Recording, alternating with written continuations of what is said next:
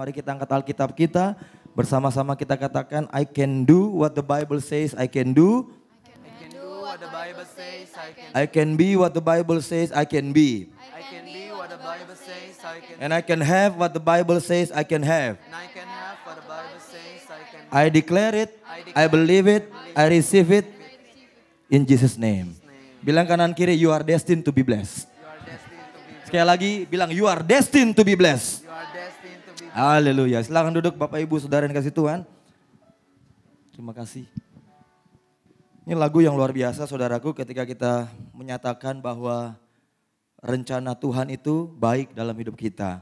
Dan Tuhan itu adalah Allah yang setia. Ya, yang sering tidak setia itu adalah enggak, manusia ya, manusia sering tidak setia, tapi Allah dia tetap setia. Seringkali kita nggak bisa mengerti apa yang menjadi rencana rancangan Tuhan dalam kehidupan kita karena Firman berkata bahwa rencanaku bukan rencanamu, rancanganku bukan rancanganmu. Tapi kita mau melihat bahwa Tuhan sudah mempersiapkan yang terbaik buat anak-anaknya. Amin. Bilang sama-sama saya, aku anak Tuhan. Amin. Dan Tuhan pasti mempersiapkan yang terbaik buat anak-anaknya. Ya, amin. Kita buka firman dalam Lukas 15 ayat yang ke-11 sampai dengan ayat yang ke-13 ya. Saya rasa ini ayat mungkin ratusan kali ya dibahas ya. Tapi nggak apa-apa saudaraku ya. Lukas 15 ayat 11 sampai 13. Sudah dapat kita baca bersama-sama 1, 2, 3. Yesus berkata lagi, ada seorang mempunyai 2 anak laki-laki ayat 12.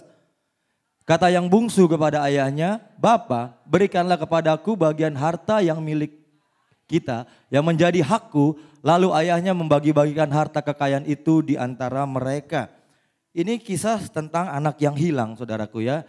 Kalau kita melihat di ayat yang kedua, ini si bungsu berkata kepada bapaknya, dia minta hartanya yang menjadi haknya dan bapaknya membagikan harta itu di antara mereka. Jadi ini adalah sesuatu yang sangat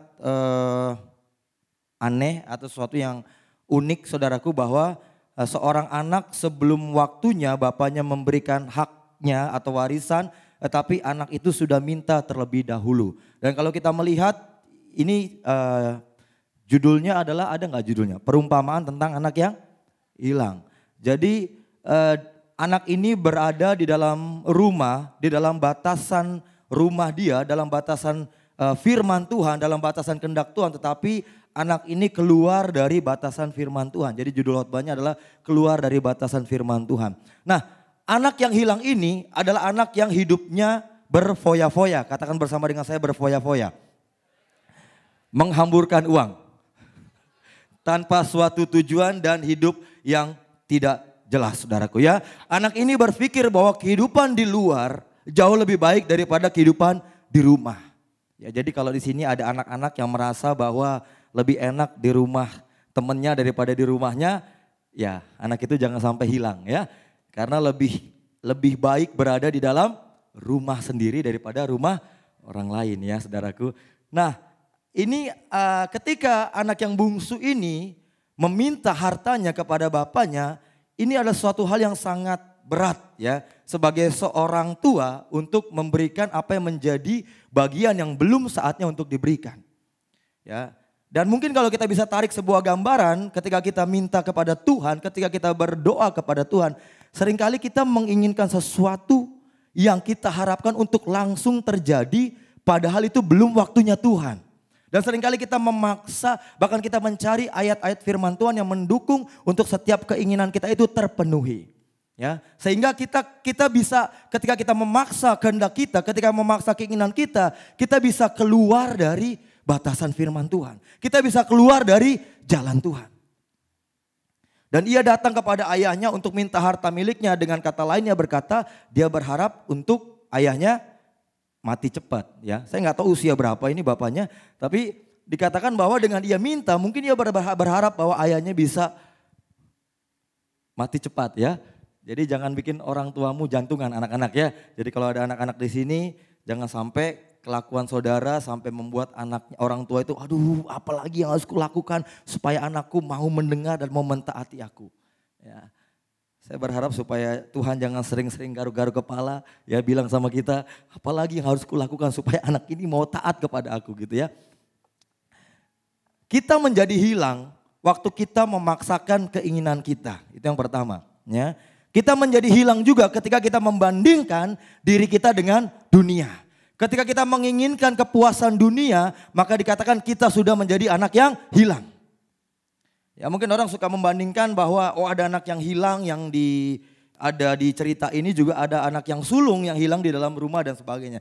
Tapi di dalam kisah daripada anak si bungsu ini saya rasa ada hal-hal juga yang kita lewati mirip dengan anak yang bungsu ini. Dan kita meminta bagian kita sama Tuhan atau bahkan kita memaksa tangan Tuhan sehingga kita keluar dari batasan firman Tuhan. Nah kita lihat satu ayat lagi dalam Ibrani 6 ayat yang ke-6. Apa yang terjadi ketika kita keluar dari batasan firman Tuhan? Ibrani 6 ayat ke-6. Oke ya sama-sama kita baca. 1, 2, 3. Namun yang murtad lagi tidak mungkin dibaharui sekali lagi sedemikian. Hingga mereka bertobat. Sebab mereka menyalibkan lagi anak Allah bagi diri mereka. Dan menghinanya di muka umum. Ini ayat yang luar biasa saudaraku. Ya, dikatakan tidak mungkin lagi dibaharui hidupnya ketika dia sudah murtad. Ya, anak yang hilang ini dia memilih untuk keluar dari rumahnya. Bilang kanan kiri jangan keluar dari rumah. Amin saudaraku ya. Seringkali kita berpikir bahwa di luar sana jauh lebih baik, betul nggak? Karena kita mungkin anak ini ceritanya mungkin dia sekali-sekali sering keluar. Tapi pertanyaan saya saudaraku, apakah bapaknya tidak mengizinkan dia keluar dari rumahnya? Ya, apakah bapaknya tidak mengizinkan? Hah? Izin dan gitu izin dan. Ya. Jadi mungkin anak ini, ya maksudnya begini, mungkin anak ini pernah keluar dari rumahnya, ya keluar dari rumah. Tapi ketika mungkin dia melihat kehidupan di luar foya-foya itu lebih indah daripada hanya di rumahnya saja yang tidak ada tanda kutip tidak ada kehidupan yang dia harapkan dia inginkan, maka dia memilih untuk memaksakan diri dia untuk keluar dari rumahnya. Ya, jadi ada juga banyak jemaat seringkali ada yang setia di gereja gitu. Tiba-tiba hilang lama, nggak pernah datang gitu. Dicek, ditelepon, nggak bisa, nggak dibalas dan sebagainya. Tiba-tiba setelah 3 bulan, 6 bulan datang lagi ke gereja gitu. Gimana? Aduh saya udah bangkrut, saya udah ada kondisi yang parah, saya lagi sakit dan sebagainya. Datang kembali ke rumah. Jadi saya berharap saudaraku supaya kita jangan selalu berada di titik yang namanya penyesalan. Iya kan? Penyesalan itu selalu datang terlambat. Kalau yang di awal namanya pendaftaran ya, saudara luar biasa. Oke ya. Jadi kita harus berada di titik di mana jangan sampai Tuhan berbicara terakhir memanggil kita untuk kembali melewati situasi. Jangan sampai saudaraku. Tapi biarlah ketika kita mendengar suara Tuhan, ketika kita melihat batasan-batasan firman Tuhan yang diberikan bagi kita adalah baik adanya, maka baiklah kita taat dan setia kepada Tuhan. Bilang kanan kiri jangan berubah setia. Ya, karena di ayat ini dikatakan ketika orang itu murtad berarti dia menyalibkan lagi anak Allah bagi dirinya dan menghina Tuhan di muka umum. Ya, menurut saya bukan cuma saya pindah agama, bukan cuma itu aja saudaraku. Tapi ketika dia tidak lagi seperti anak ini, buat saya keputusan dia adalah keputusan yang sangat fatal. Karena dia tidak mau lagi berada di dalam naungan. Dia tidak mau lagi berada di rumah, dia tidak mau lagi berada di dalam kekuasaan yang melindungi dia, yang menjaga dia. Tapi dia mau keluar, dia pikir dia lebih aman berada di luar. Kemarin kami bilang di wilayah, prioritas kita nggak boleh berubah. Prioritas kita dalam Tuhan itu yang pertama harus adalah Tuhan. Ya tadi disampaikan hambanya tadi siang, persekutuan dengan Tuhan. Yang kedua adalah keluarga. Yang ketiga adalah pelayanan dan keempat adalah pekerjaan. Jadi jangan kita membalik-balikan saudaraku kita karena kita memiliki segala kebutuhan, segala keinginan kita memaksakan tangan Tuhan sehingga kita pikir bahwa dengan pekerjaan itu kita bisa mengatasi semua dalam dunia ini. Kita menghabiskan waktu kita untuk bekerja, kita menghabiskan waktu kita untuk menghasilkan sesuatu yang di dalam dunia yang sia-sia dan kita melupakan Tuhan dalam hidup kita dan pada akhirnya kita menjadi orang yang sia-sia. Kalau kita tinggal dalam rumah Bapa, seorang ayah, seorang bapak itu ada peraturan atau ada pemerintahan di dalam rumah tangganya. Betul ya Pastor Noel ya? Di rumahnya ada aturan kan? Aturan bapak ada, mengatur anak-anaknya ada ya? Ya. Aturan kalau main handphone tuh berapa lama boleh? Kalau lagi sekolah boleh main handphone enggak? Gitu. Ada aturan yang dibuat. Tapi anak-anak itu seneng nggak ketika dibuat aturan seperti itu? Kenapa nggak boleh main handphone ketika di jam sekolah gitu kan? Kenapa nggak boleh menonton TV? Kenapa harus tidur cepat dan sebagainya? Kenapa harus pulang sekolah, harus belajar dan sebagainya? Tapi dia tidak bisa melihat bahwa aturan itu, peraturan-peraturan itu baik untuk membentuk dia di masa depan. Katakan bersama dengan saya, masa depanku di dalam tangan Tuhan. Amin. Ya. Jadi batasan-batasan yang dibuat di dalam rumah tangga ya itu batasan yang baik, yang aman bagi seluruh keluarga. Ya, sama seperti ada namanya peraturan lalu lintas. Ya, saya dengar katanya kalau ada yang baru itu yang memerintah di atas kota kita gitu ya, nanti mau ditiadakan lampu lalu lintas gitu katanya. Ya. Saya nggak tahu bagaimana mekanismenya ketika lampu rambu lalu lintas itu ditiadakan, mungkin dipasang rambu-rambu yang lain saudaraku ya, tapi nggak tahu juga ya.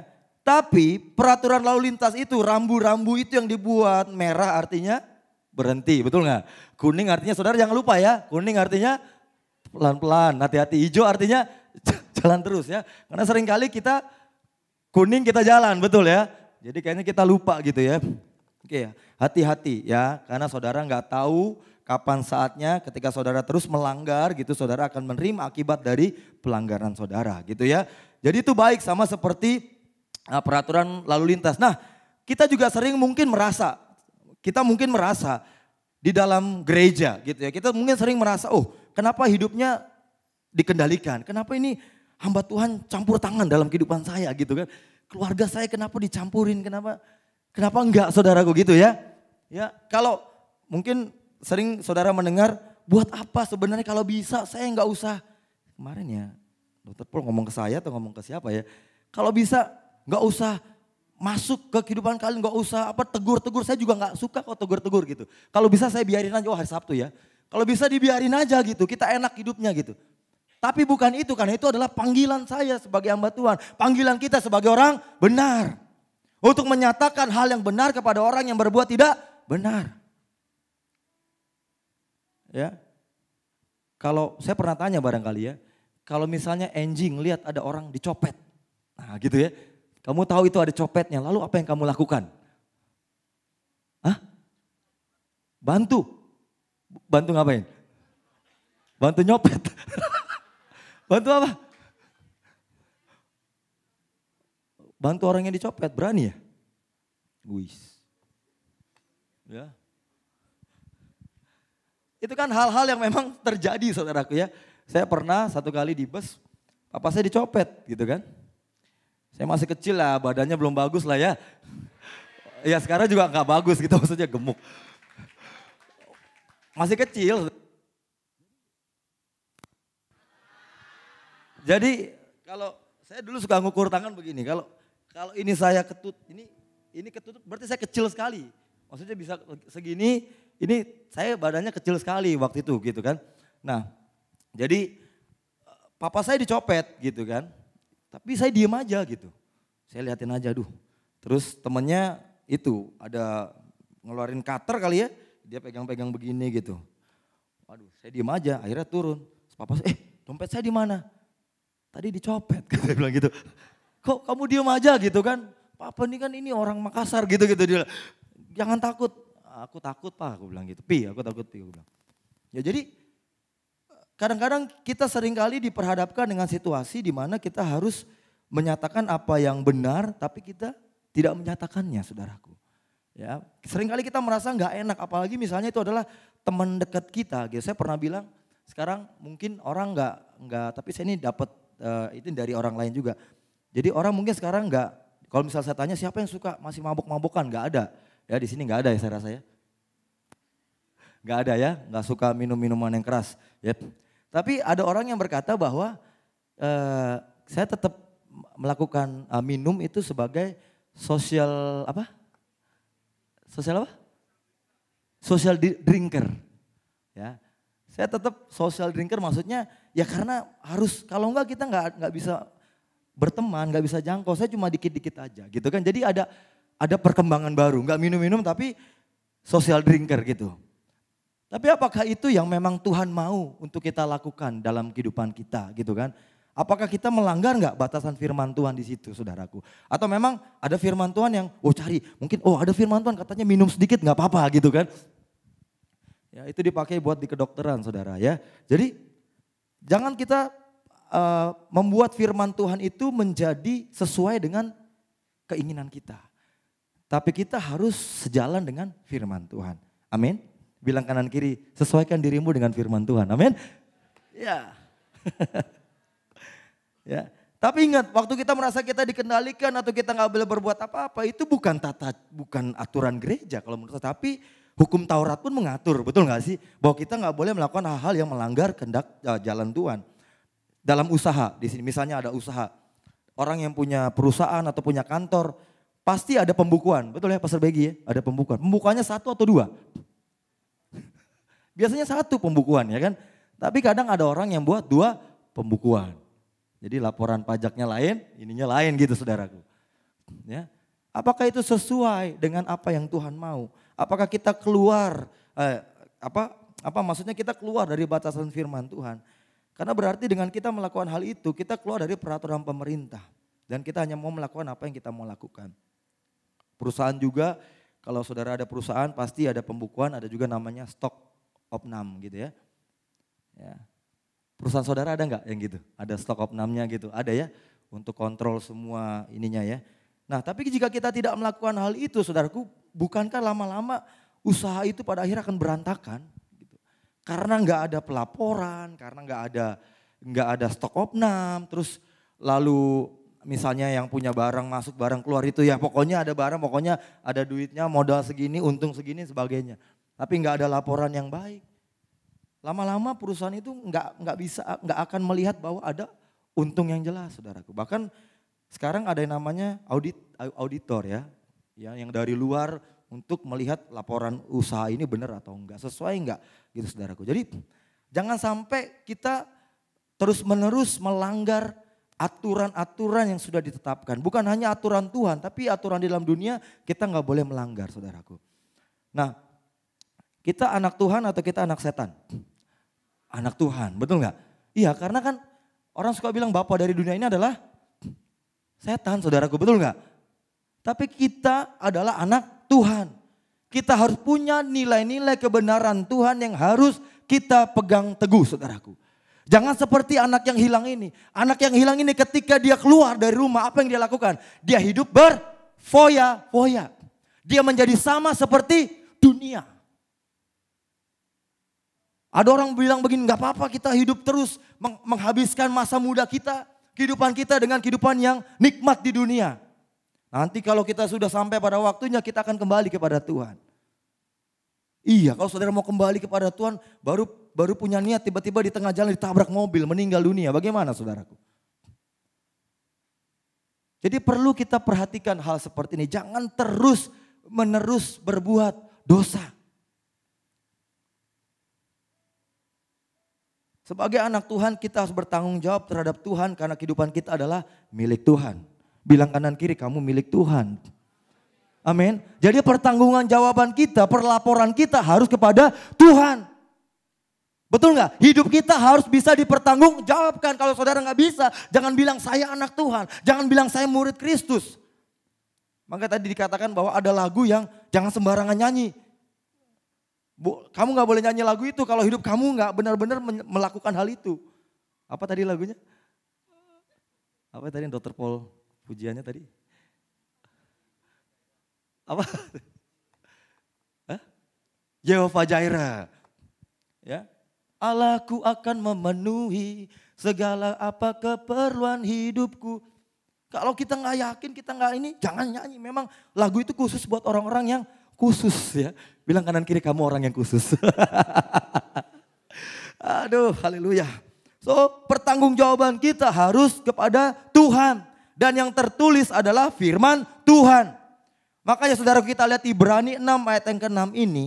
Ya, ini adalah hal yang luar biasa. Ketika kita kembali kepada dunia, ketika kita hidup sama seperti orang-orang yang di dunia, saudaraku, seringkali orang Kristen tidak lagi dihormati. Tidak ada perbedaan antara orang benar dengan orang fasik. Tidak bisa terlihat lagi karena nilai-nilai kebenaran firman Tuhan sudah tidak hidup dalam diri orang tersebut. Bayangkan seorang yang begitu lama hidup dalam rumah bapaknya, ketika dia keluar dari rumah bapaknya, semua standar yang ada dalam rumah bapak tidak ada lagi. Dia tidak melihat ada bahaya di situ. Dia tidak melihat bahwa dia bisa menjadi menjadi orang yang sangat fragile untuk hancur. Dia masih pegang uang, makanya semuanya intinya adalah uang di situ. Dia masih banyak uang, dia masih banyak teman, dia pikir itu adalah kebahagiaan. Banyak teman itu bukan menentukan kebahagiaan seseorang. Tapi saudara punya mayoritas, saudara bersama dengan Tuhan, saudara menjadi mayoritas, saudaraku. Memang pada awalnya ketika kita memilih untuk ikut Tuhan, mungkin kita gak banyak teman. Ya, karena kita benar-benar memberikan hidup kita buat Tuhan. Orang-orang sering bilang, wah, ini susah sih kalau ikut dia, nggak bisa hidupnya, dia terlalu kudus, dan orang mulai terintimidasi dengan kata-kata itu. Ya kayaknya kita harus bergaul deh, kita harus coba ngikutin mereka deh. Social drinker gitu ya, social drinking gitu Pak. Kita minum dikit-dikit aja. Dan orang itu yang melihat kita duduk di situ, ya kita minum itu juga gitu ya, kita bercanda-bercanda jorok juga sama dia. Dia melihat kita nggak ada bedanya, saudaraku. Ketika kita kompromi, nggak apa-apa, laporannya dibuat begini aja. Nanti ini ke sini, ini ke sini, ini ke sini. Yang sebenarnya begini ini kita simpan. Orangnya datang nggak ya? Nggak ada ya. Orang ini ya saudaraku, dia kerja di perusahaan di mana perusahaannya selalu bilang untuk laporan pajaknya dimanipulasi. Dia yang harus buat, dia yang harus bertanggung jawab, bahkan dia harus pasang badan buat bosnya. Kalau ada apa-apa yang kena dia, bukan bosnya. Itu udah perjanjian. Waduh itu sih susah saudaraku, betul gak? Sebagai orang yang menjaga integritas di dalam Tuhan, menjadi anak yang hidup dalam batasan firman Tuhan, itu sih susah banget. Apa yang harus dia lakukan? Ya dia keluar dari kerjaan itu, berarti dia harus cari kerjaan yang baru, dia percaya sama Tuhan. Dengan status yang sekarang sudah baik menurut ukuran jasmani. Tapi itu pilihan dia. Mungkin kita di sini nggak terlalu menghadapi situasi, tapi ada orang-orang yang anak-anak Tuhan yang harus menghadapi hal-hal seperti itu, saudaraku. Mengentertain orang gitu, orang-orang yang kerja di bandara gitu ya. Dia harus entertain orang gitu. Supaya orang ini mau masukin barangnya. Pergi ikut menjamu, ikut juga terlibat dikit-dikit aja gitu. Gak apa-apa saya cuma susah saudaraku gitu. Harus kalau enggak mau deal. Gimana itu saudaraku? Kalau kita gak benar-benar mengenal Tuhan dalam hidup kita. Anak ini saya rasa gak betul-betul mengenal bapaknya. Atau pada waktu itu ada masalah hubungan dia dengan bapaknya. Dia gak dekat dengan bapaknya. Sampai dia minta bagian hak dia untuk dia keluar dari rumah. Tapi saya bilang anak itu tetap punya integritas aja di dalam Tuhan. Tetap jaga, jangan kompromi. Mungkin anak itu dengar saya ngomong, jangan kompromi, enak aja kamu gak ada di bagian saya. Memang benar saudaraku. Tapi dia harus melewati konsekuensi itu saudara. Dan sampai saat ini dia tetap menjaga integritas dia dalam Tuhan. Dia tidak mau memanipulasi laporan-laporan itu. Jika kita mengikuti firman Tuhan, itu berarti kita harus hidup sesuai dengan firman Tuhan. Amin. Apakah saudara mengikuti firman Tuhan?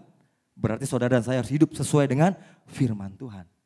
Jangan cuma talk the talk, tapi walk the talk, betul gak? Jangan cuma kita bicarakan firman kayak gini di mimbar jago, tapi ketika turun mimbar gimana, betul gak? Melakukan gak? Ada orangnya.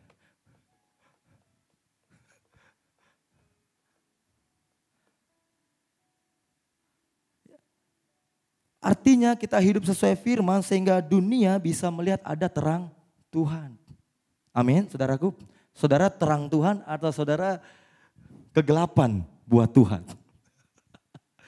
Saya berharap kita semua bisa menjadi terang dunia ini. Amin. Amin. Terang itu taruh di mana, saudaraku? Di atas. Saudara lihat ke atas, ada terang? Ada. Lihat ke bawah, ada terang? Enggak ada. Jadi kalau Tuhan bilang saudara garam dan terang dunia, berarti Tuhan akan membawa saudara, mengangkat saudara ke tempat-tempat yang tinggi, saudaraku. Untuk menyatakan terang Tuhan. Amin. Tapi ingat sekali lagi, jangan kita hidup tidak sesuai dengan firman Tuhan. Seringkali itu akan terlihat dari karakter kita, terlihat dari cara hidup kita, cara kita menangani segala sesuatu di muka umum, saudaraku. Ya, orang-orang yang suka mengendarai motor atau mobil, bilang kanan kiri, jangan cepat emosi. Ya. Satu kali saudaraku ya, saya pergi gitu kan. Disalib sama bus gitu kan. Disalib sama bus. Terus orang yang di sebelah saya, dia pukul itu Mayasari ya, kalau nggak salah ya. Di daerah Semanggi, dia pukul buak gitu kan.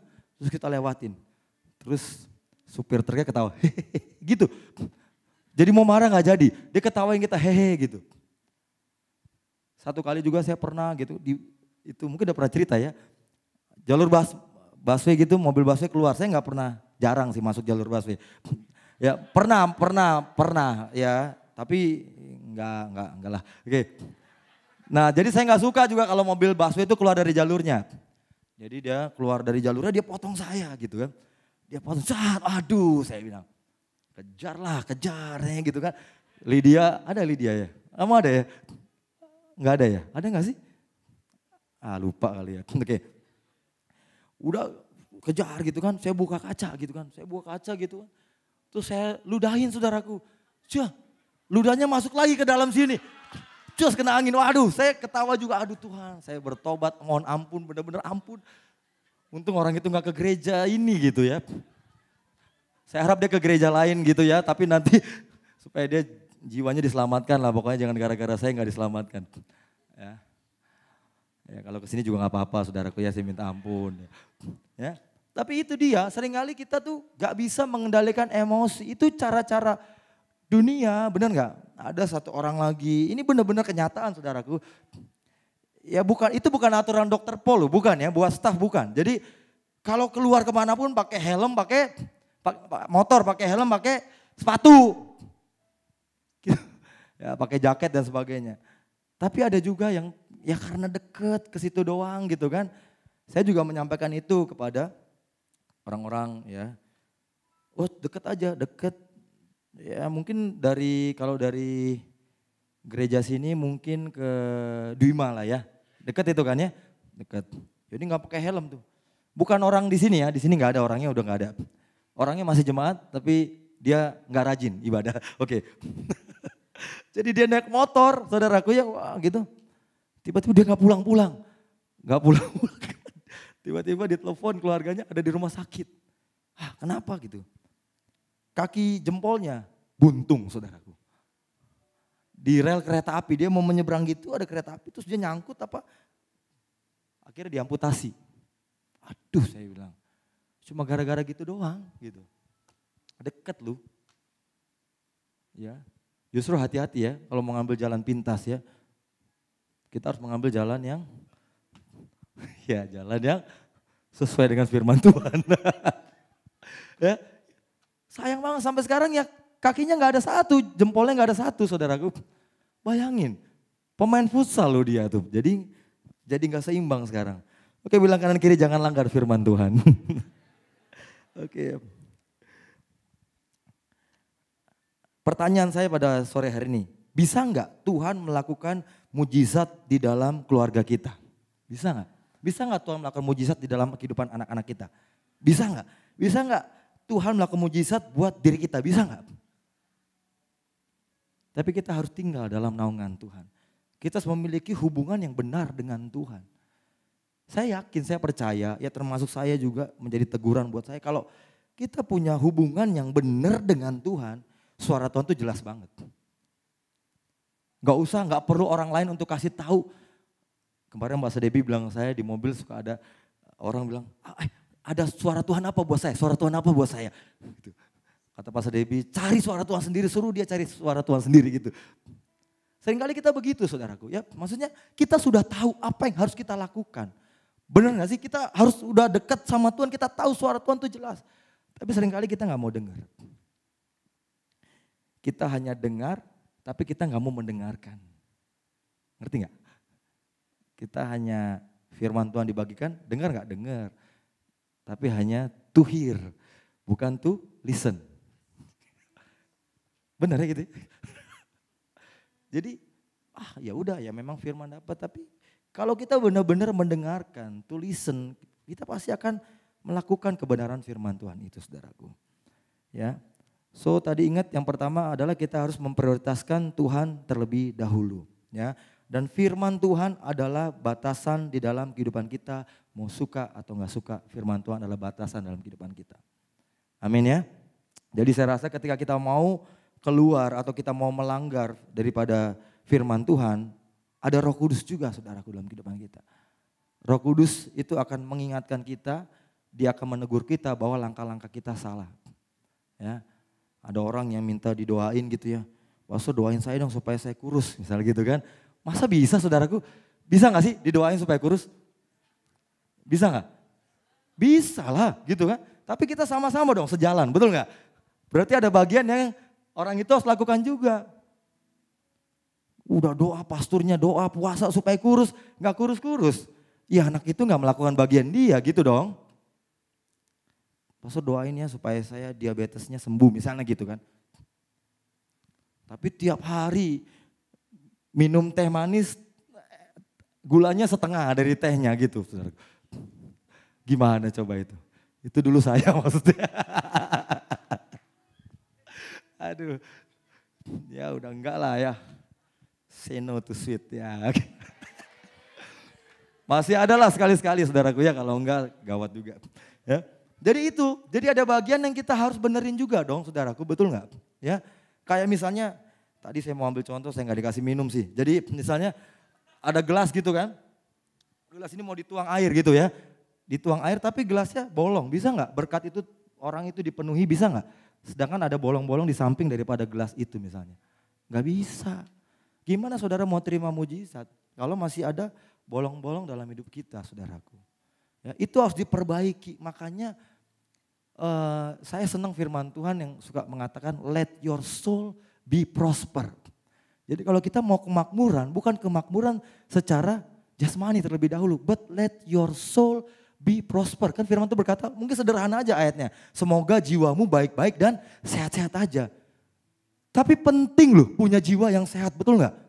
Penting punya jiwa yang makmur. Bilang kanan kiri jangan baper.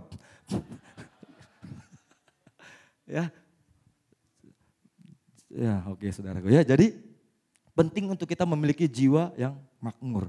Pikiran, perasaan, emosi kita harus makmur, amin. Nah ketika orang itu, yang tadi dikatakan ketika orang itu murtad, ketika anak itu keluar dari rumahnya, tadi ayat itu berkata bahwa dia menyalibkan lagi anak Allah bagi diri mereka. Siapa yang udah pernah disalib? Belum pernah saudaraku ya. Tapi firman jelas banget, jangan kita menyalibkan kembali anak Allah dengan kita melanggar firman Tuhan. Itu sakit loh saudaraku. Disalib itu enggak ada rasa yang sakit yang paling tepat untuk mengungkapkannya. Betul enggak sih? Kalau orang bilang salib itu adalah kutuk yang menimpa orang itu, segala hal yang jelek ditimpakan. Masa sekarang kita sudah menjadi anak Tuhan, kita mau menyalibkan Tuhan kembali. Jangan ya saudaraku ya, amin. Bilang kanan kiri jangan. Haleluya. Nah anak ini keluar dari batas bapaknya, berarti dia keluar dari perlindungan. Ya, jadi kalau kita keluar dari firman Tuhan, berarti kita keluar dari perlindungan daripada Tuhan. Ya, jadi kita sangat berbahaya untuk panah-panah musuh itu pasti kena kepada kita. Kita lihat Amsal 12 ayat yang ke-15. Ini ayat yang terakhir. Amsal 12 ayat 15.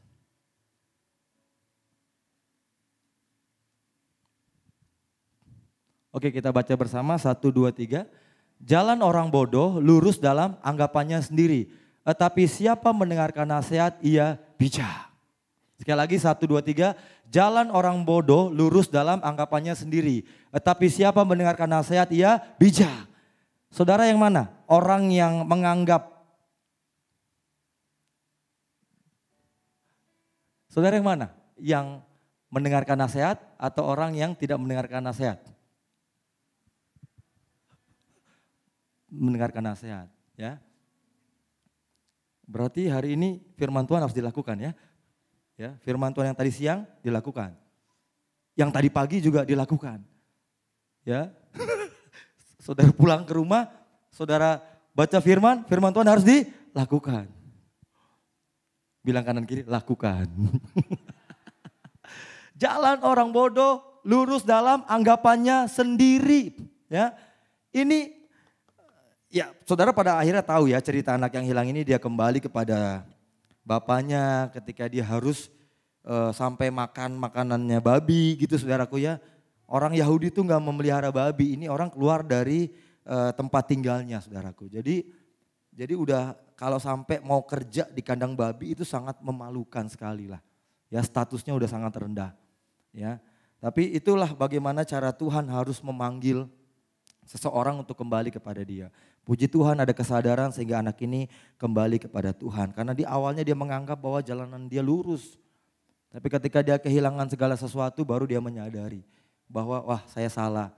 Ya, di rumah bapakku banyak pegawai. Ini saya rasa bapaknya juga mungkin besar rumahnya, betul nggak ya? Mungkin termasuk orang yang kaya gitu kan, banyak hartanya gitu. Kenapa ya masih kurang gitu kan? Itu kan jadi pertanyaan juga. Kenapa dia nggak puas dengan harta di rumahnya yang dia bisa nikmati semuanya? Ya, bahkan nanti ada anak yang sulung juga. Kenapa dia merasa tidak bisa menikmati berkat yang ada dalam rumah? Kalau dibilang rumput tetangga lebih hijau, kayaknya enggak juga nih. Kayaknya rumput ini sangat hijau, tinggal dalam rumah ini sangat hijau karena orang yang kaya sekali gitu. Ya selalu aja ada ya istilahnya ada, kalau di sini nggak ada ya saudaraku ya. Jadi ada orang yang udah dapat istri atau suami yang cantik atau ganteng, nengok sedikit lihat di luar, padahal menurut itu nggak cantik nggak ganteng, tapi dia mau yang sana gitu. Karena ada sesuatu yang makanya kalau jiwa kita nggak berkemakmuran, ya saya ingat kemarin kita akan terus digoda.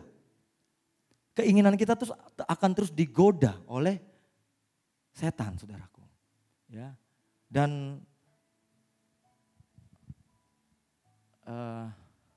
jadi ada kasus, saudaraku ya. Jadi dia selingkuh dari istrinya. Selingkuh, lalu ada wanita simpenannya dan ternyata itu lebih jelek dari istrinya gitu. Kalau saya ngeliatnya maksudnya gitu ya, sorry ya. Maksudnya itu enggak, tapi saya bingung juga kenapa gitu, bingung juga. Kenapa gitu dia mau gitu. Sampai akhirnya istrinya dilarang melaporkan, tapi istrinya melaporkan juga dan akhirnya pangkatnya diturunin. Ya, dia harus disekolahkan lagi dan dia tidak bisa naik pangkat. Jadi itulah iblis tahu bagian mana kita ada kelemahan. Dan kita nggak boleh selalu menonjolkan kelemahan kita itu sebagai alasan bahwa kita tidak bisa menggenapi apa yang menjadi rencana Tuhan dalam hidup kita. Kita nggak bisa menjadikan kelemahan itu sebagai hal di mana, oh saya tidak bisa memenuhi panggilan Tuhan karena saya masih mengalami kelemahan dalam hal ini. Justru di dalam kelemahan-kelemahan yang saudara ada, saudara harus hidup di dalam kebenaran firman Tuhan. Itu aja. Firman Tuhan yang akan meluruskan jalanan kita. Siapa yang mendengarkan nasihat, dia akan menjadi bijak. Amin gak? Saudara mau gak yang punya anak di sini ya, yang punya anak. Anaknya misalnya usia dari 5 tahun, jadi 12 tahun. Tapi anak 12 tahun kelakuannya masih kayak anak 5 tahun. Seneng gak? Gak seneng saudaraku. 25 tahun usia kelakuannya masih kayak anak 12 tahun. Seneng gak? Enggak juga. Tapi kita mau anak kita ini menjadi dewasa di dalam pengertian, di dalam pemahaman, di dalam iman, di dalam kepercayaan dia semakin baik, betul nggak? Sama seperti Tuhan juga. Tuhan mau semakin kita berkata bahwa kita semakin dewasa di dalam Tuhan, kita harus semakin baik mengenal Tuhan, saudaraku. Jangan selalu masalahnya itu terus.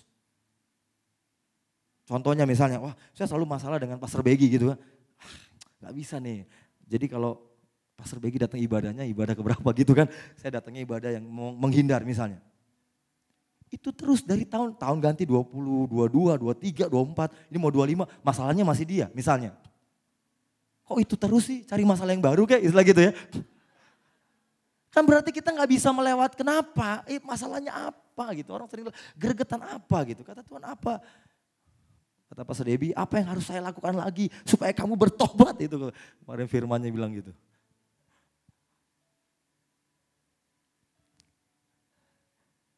Membenarkan prioritas kita, amin saudaraku. Ya, jangan sampai kita salah langkah karena ketika saudara tahu penjunan, seorang pembentuk yang membentuk tanah liat, betul ya? Ketika dia membentuk tanah liat, seorang penjunan ini udah tahu bahwa tanah liat ini akan menjadi bejana yang indah, betul nggak? Betul nggak saudaraku? Betul? Dia udah lihat, wah bagus ini akan menjadi Gucci yang mahal sekali gitu ya. Akan menjadi Versace yang mahal sekali ya, akan Gucci. Maksudnya yang bisa dimuliakan gitu kan. Percaya waktu dalam pembentukan itu. Dia membentuk, tapi ketika dibentuk itu enak gak? Diremes, mungkin dibanting dan sebagainya. Tapi kalau tanah liat itu, enggak, udah stop. Udah, aku gak mau lagi dibentuk. Wah dia miring tuh saudaraku ya, jalannya gitu. Karena belum jadi saudaraku. Tapi kan dia gak bisa lihat gitu. Bahwa dia akan menjadi bejana yang baik. Yang Tuhan mau menaruh dia di tempat yang atas. Karena dia adalah terang yang akan Tuhan muliakan. Tapi dalam proses itu seringkali kita gak bisa lihat sama seperti anak ini. Dia gak bisa lihat. Bahwa di dalam rumahnya itu ada kebahagiaan. Bahwa dalam rumahnya itu dia bisa memenuhi apa yang menjadi tujuan Tuhan dalam hidupnya. Jadi ketika seorang penjunan membentuk tanah liat, dia tahu tanah liat ini akan menjadi bejana yang bisa dipakai untuk memuliakan nama Tuhan. Amin. Saya harap saudara menjadi seorang tanah liat, menjadi tanah liat seperti tanah liat yang siap dibentuk oleh Tuhan. Amin. Kita berdiri saudaraku. Umat yang dikasihi Allah, pulanglah dengan membawa berkat-berkat yang melimpah daripada Allah Bapa, cinta kasih daripada Tuhan Yesus dan persekutuan dengan Roh Kudus menyertai kita semua dari hari ini sampai selama-lamanya. Keluar masukmu diberkati oleh Tuhan, yang dikerjakan tanganmu dibuat Tuhan berhasil. Terimalah berkat Tuhan dengan ucapan syukur di dalam nama Yesus kami berdoa dan mengucap syukur. Yang terima berkat sama-sama katakan amin. Haleluya, puji nama Tuhan. Mari kita berikan kemuliaan yang luar biasa buat Tuhan. Haleluya. Puji Tuhan. Ibadah sudah selesai, Tuhan Yesus memberkati kita semua. Haleluya.